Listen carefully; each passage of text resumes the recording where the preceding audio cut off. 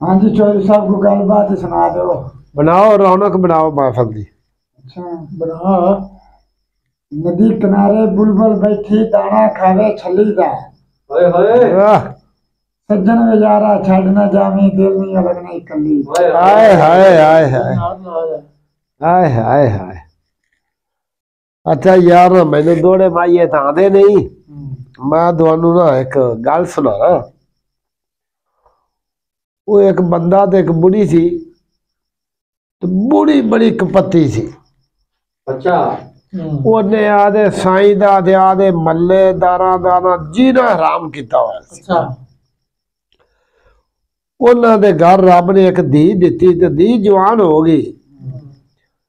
ਉਹਨੂੰ ਸਾਰੇ ਪਿੰਡ ਵਾਲੇ ਦੇ ਆਸੇ ਪਾਸੇ ਵਾਲੇ ਆਖਣ ਵੀ ਜਵਾਨ ਤੇਰੀ ਧੀ ਹੈ ਤੇ ਇਹਦੀ ਸ਼ਾਦੀ ਕਰ। ਉਹਨੇ ਕਿਹਾ ਵੀ ਯਾਰ ਮੈਂ ਇਹਦੀ ਕੀ ਸ਼ਾਦੀ ਕਰਾਂ, ਇਹਦੀ ਮਾਂ ਮੇਰਾ ਕੀ ਅਸਰ ਕਰਦੀ ਹੈ ਤੇ ਜਿਹੜੇ ਘਰ ਮੇਰੀ ਧੀ ਜਾਵੇ ਦੀ ਉਹ ਵੀ ਤਾਂ ਵਿਚਾਰਾ ਦੁਖੀ ਹੋਵੇਗਾ। ਉਹ ਜਿੱਲੇ ਉਹਨੂੰ ਸਾਰੇ ਬੇਲੀ ਦੋਸਤ ਤੇ ਮੱਲੇਦਾਰ ਆਖ ਲਾ ਪੈਣ ਵੀ ਤੇਰੀ ਜਵਾਨ ਬੇਟੀ ਇਹਦੀ ਸ਼ਾਦੀ ਕਰ। ਉਹਨੇ ਆਖਿਆ ਵੀ ਯਾਰ ਵੇਖੋ ਮੇਰੀ ਬੁੜੀ ਮੇਰਾ ਕੀ ਹਾਲਾਤ ਕਰਦੀ ਹੈ, ਜੇ ਅਗਰ ਮੈਂ ਸ਼ਾਦੀ ਕਰਾਂ ਤੇ ਜਿਹੜੇ ਘਰ ਜਾਵੇ ਦੀ ਉਹ ਵੀ ਤਾਂ ਘਰ ਵਾਲੇ ਦੁਖੀ ਹੋਵਣ ਦੇ ਨਾ। बिल्कुल। ਉੱਥੇ ਇੱਕ ਦੂਰ ਦਾ ਬੰਦਾ ਬੈਠਾ ਸੀ। ਉਹਨੇ ਆਖਿਆ ਚਾਚਾ ਤੂੰ ਐਵੇਂ ਕਰ ਰਿਸ਼ਤਾ ਦੇ ਦੇ ਮੈਨੂੰ, ਤਾਂ ਜ਼ਿੰਦਗੀ ਤੈਨੂੰ ਮੈਂ ਆਦ ਲਾਮਾ ਨਹੀਂ ਦੇਵਾਂਗਾ। ਇੱਕ ਗੱਲ ਦੂਜੀ ਇਹ ਕਿ ਉਹਨੇ ਆਖਿਆ ਮੇਰੀ ਇੱਕ ਸ਼ਰਤ ਹੈਗੀ। ਉਹਨੇ ਆਖਿਆ ਸ਼ਰਤ ਕੀ? ਉਹਨੇ ਆਖਿਆ ਤਿੰਨ ਚੀਜ਼ਾਂ ਤੂੰ ਮੈਨੂੰ ਜੇਸ ਦੇ ਵਿੱਚ ਦੇਣੀਆਂ। ਉਹਨੇ ਆਖਿਆ ਉਹ ਕੀ? ਉਹਨੇ ਆਖਿਆ ਇੱਕ ਤੂੰ ਮੈਨੂੰ ਦੇਣਾ ਖੋਤਾ, अच्छा ਇੱਕ ਤੂੰ ਮੈਨੂੰ ਦੇਣੀ ਤਲਵਾਰ, ਇੱਕ ਤੂੰ ਦੇਣਾ ਮੈਨੂੰ ਕੁੱਕੜ ਜਿਹੜਾ ਬਾਂਗਾ ਦਿੰਦਾ ਹੋਵੇ। ਤਿੰਨ ਚੀਜ਼ਾਂ ਮੈਨੂੰ ਦੇ ਦੇ। ਉਹਨੇ ਆਖਿਆ ਵੀ ਮੈਨੂੰ ਕਬੂਲ ਹੈ, ਤਿੰਨੇ ਚੀਜ਼ਾਂ ਮੈਂ ਦੇਣਾ। ਉਹ ਮੀਆਂ ਬੇਲੀਆਂ ਨੂੰ ਨਾਲ ਬਿਠਾਇਆ ਤੇ ਉਹ ਛੋਰ ਨੂੰ ਬਿਠਾਇਆ ਤੇ ਲਈ ਗਿਆ ਘਰ। ਉਹਨੇ ਨਿਕਾਹ ਕੀਤਾ ਤੇ ਤਿੰਨੇ ਚੀਜ਼ਾਂ ਦਿੱਤੀਆਂ ਤੇ ਉਹਨਾਂ ਨੂੰ ਰਵਾਨਾ ਕਰ ਦਿੱਤਾ। ਉਹਨੇ ਦੱਸਿਆ ਜੀ ਮੇਰਾ ਫਲਾਣਾ ਪਿੰਡ ਹੈ। ਉਹ ਨਾ ਜੀ ਜਿਲੇ ਟੁਰੇ ਤੇ ਅਗਲੇ ਪਿੰਡ ਦੇ ਨੇੜੇ ਗਏ ਨਾ ਤੇ ਕੁੱਕੜ ਬਾਂਗ ਚ ਦਿੱਤੀ। ਉਹ ਉਹਨਾਂ ਆਦੇ ਜੀਆਂ ਨੂੰ ਨੇ ਖੋਤੇ ਤੇ ਪਾਇਆ ਹੋਇਆ ਸੀ, ਆਪ ਅੱਗੋਂ ਫੜ ਤੇ ਟੁਰਿਆ ਜਾਂਦਾ ਸੀ। ਜਿਲੇ ਕੁੱਕੜ ਦਿੱਤੀ ਬਾਂਗ, ਉਹਨੇ ਖੋਤਾ ਦੇ ਥੱਲੇ ਤੇ ਉਹਨੇ ਆਦੇ ਜੀਆਂ ਨੂੰ ਆਖਿਆ ਥੱਲੇ ਲਵੇ ਨਾ।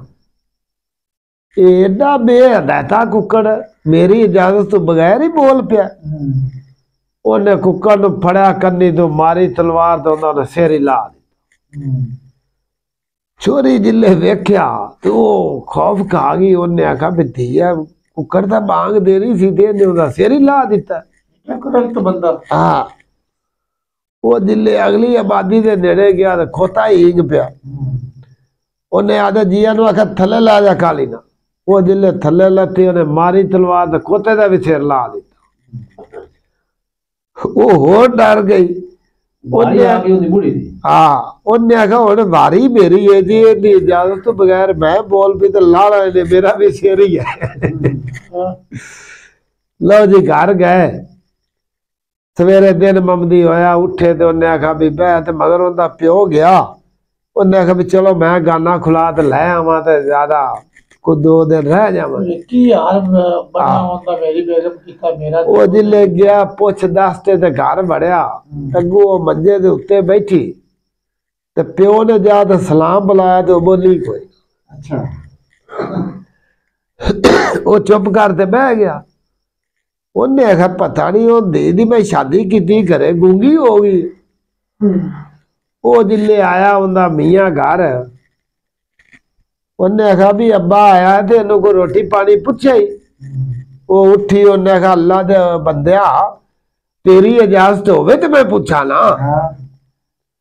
ਉਹਨੇ ਆਖਿਆ ਨਹੀਂ ਰੋਟੀ ਪਾਣੀ ਦਿਲੇ। ਉਹਨਾਂ ਰੋਟੀ ਪਾਣੀ ਖਾਧਾ ਪੀਤਾ ਤੇ ਬਾਹਰ ਨਿਕਲੇ। ਉਹਨੇ ਆਖਿਆ ਪੁੱਤਰ ਗੱਲ ਇਹ ਆਦੇ ਜੀਆਂ ਨੂੰ ਸਮਝਾਇਆ ਕਿਵੇਂ?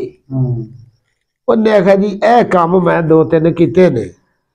ਉਹਨੇ ਆਖਿਆ ਕਦੇ ਐਵੇਂ ਆਦੀ ਮਾਂ ਨੂੰ ਵੀ ਸਮਝਾ ਦੇਵੇ ਨਾ ਤਾਂ ਮੈਂ ਆਖਰ ਦੁਨੀਆ ਤੇ ਤੇਰੇ ਤੇ ਕੋਈ ਹੋ ਜਾਂਦਾ। ਉਹਨੇ ਆਖਿਆ ਅੱਬਾ ਗੱਲ ਇਹ ਸੀ ਉਮਰ ਥੋੜੀ ਇਹਦੀ, ਇਹਨੂੰ ਮੈਂ ਦੋ ਕੰਮ ਕਰਤੇ ਡਰ ਪੈ ਗਿਆ। ਇਹ ਸਮਝ ਗਈ ਇਹ ਨਹੀਂ ਡੋਲਦੀ। ਤੇ ਉਹਨੇ ਆਖਿਆ ਜਿਹੜੀ ਮੇਰੀ ਮਾਂ ਹੈ ਨਾ ਉਹਦੀ ਇੱਕ ਮਿਸਾਲ ਹੈ ਵੀ ਕੱਚਾ ਭਾਂਡਾ ਹੋਵੇ ਨਾ, ਕੱਚਾ ਭਾਂਡਾ ਮਿੱਟੀ ਦਾ, ਉਹਨੂੰ ਸੇਕ ਦਈਏ ਤੇ ਉਹ ਪੱਕ ਜਾਂਦਾ ਹੈ, ਤੇ ਜਿਹੜਾ ਭਾਂਡਾ ਪੱਕਿਆ ਹੋਇਆ ਉਹਨੂੰ ਸੇਕ ਦਈਏ ਤੇ ਉਹ ਕਾਲਾ ਹੀ ਹੁੰਦਾ ਹੈ। ਉਹਨੇ ਆਖਿਆ ਤਾਂ ਜ਼ਿੰਦਗੀ ਤੈਨੂੰ ਇਧਰੋਂ ਮੇਰੇ ਮਨੂੰ ਬੁਲਾਵਾ ਆ ਜਾਵੇ ਤੇ ਮੇਰੇ ਨਾਲ ਗੱਲ ਕਰ। ਇਹ ਚੀਜ਼ ਸਿੱਖੀ ਦੀ ਹੋ ਗਈ ਹੈ ਸਿੱਖ